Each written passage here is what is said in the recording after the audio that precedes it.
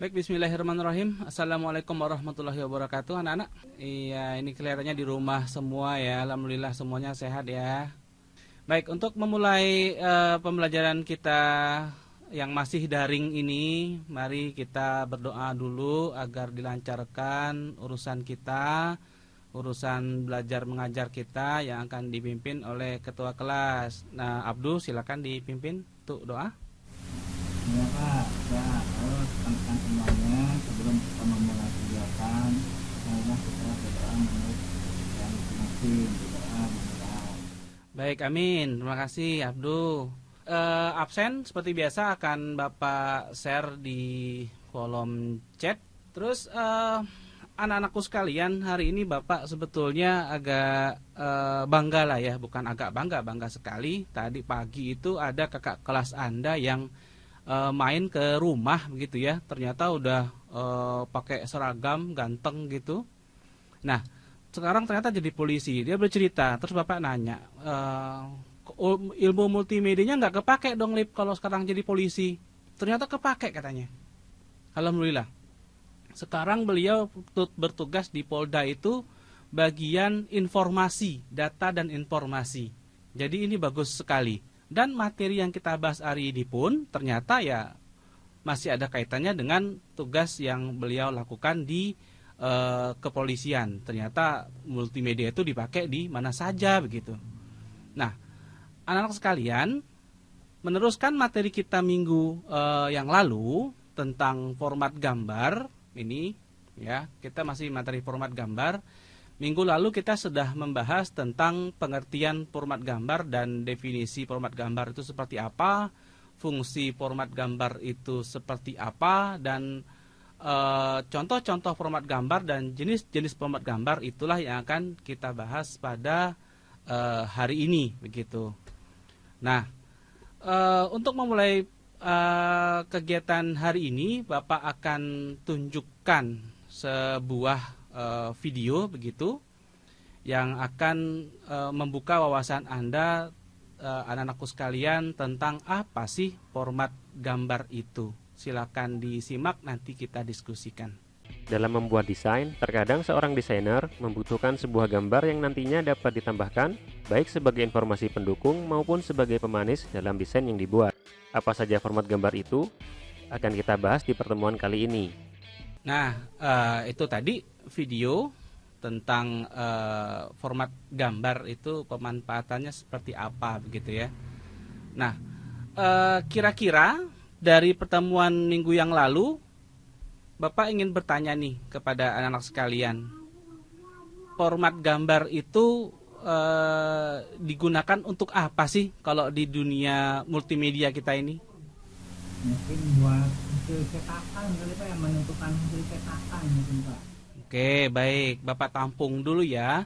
Ini sambil kita bertatap muka seperti daring ini, kalau misalnya ada yang ingin menyampaikan pendapatnya lagi, bisa gunakan chat juga ya. Silakan digunakan chatnya.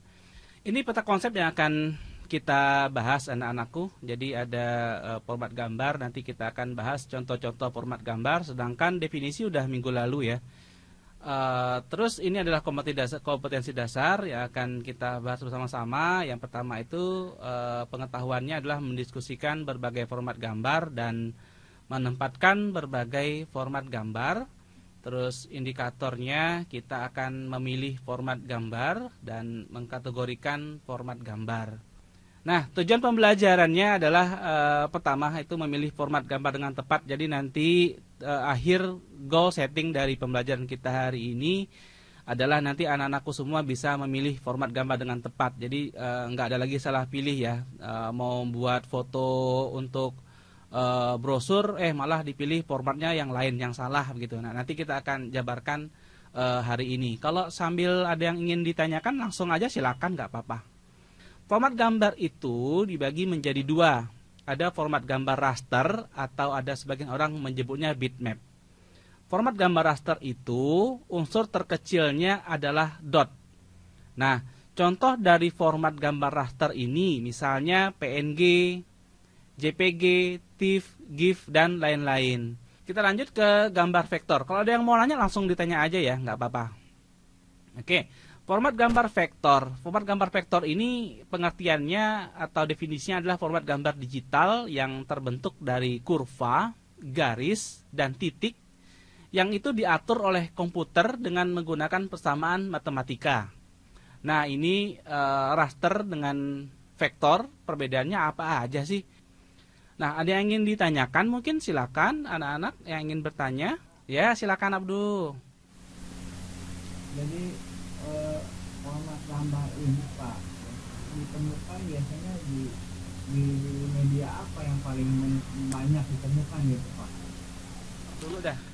Kalau raster ini lebih banyak kita gunakan yang pertama medianya, yang paling sering kita temukan itu adalah foto. Itu yang pertama. Foto. Terus kita juga bisa temukan raster ini di halaman web. Nah, kalau vektor ini kita lebih sering ketemu di ini. Di logo, terus di desain, di layout, kita banyak ketemunya di situ kalau bikin logo.